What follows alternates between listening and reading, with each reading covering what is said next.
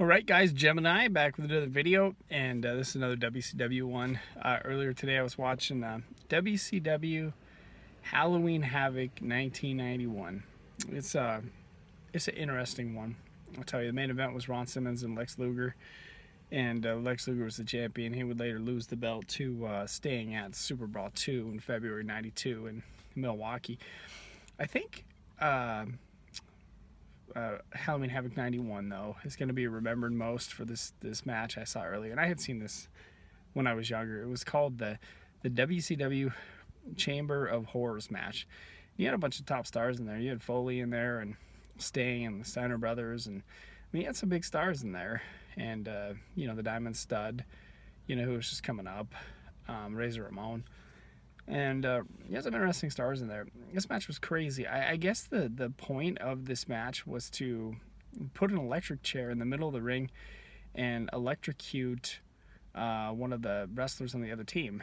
And it wound up being Abdullah the Butcher, WWE Hall of Famer, who wound up getting electrocuted in the center of the ring. Now, what they were thinking on a professional wrestler getting electrocuted in the center of the ring, I'm never gonna quite understand. You should have seen it when they were dropping the electric chair down in the middle of the ring. All the wrestlers were just kind of standing there like, well, what do I do now? When they electrocuted him, it was kind of weird. I mean, all they did really was have a bunch of pyro go off around him. They didn't actually electrocute him, thank God. But this was a unique and interesting match, and it's one of those moments that really make you kind of scratch your head.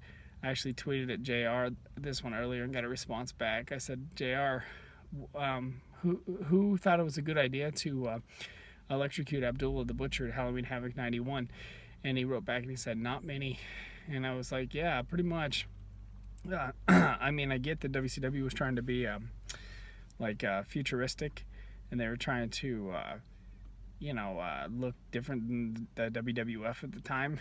But when you take a professional wrestler and you electrocute him in the center of the ring, or make it look like you electrocute him in the center of the ring, not quite sure what they were thinking on this one. I guess it's a piece of history. To me, this seems like it's one that belongs on Wrestle Crap all the way. But yeah, it's an interesting watch for sure.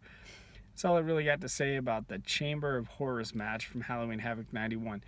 It was interesting to go back and watch on the WWE Network for sure. So if you get some time, go check it out, and you're going to be probably saying these three magical letters: WTF.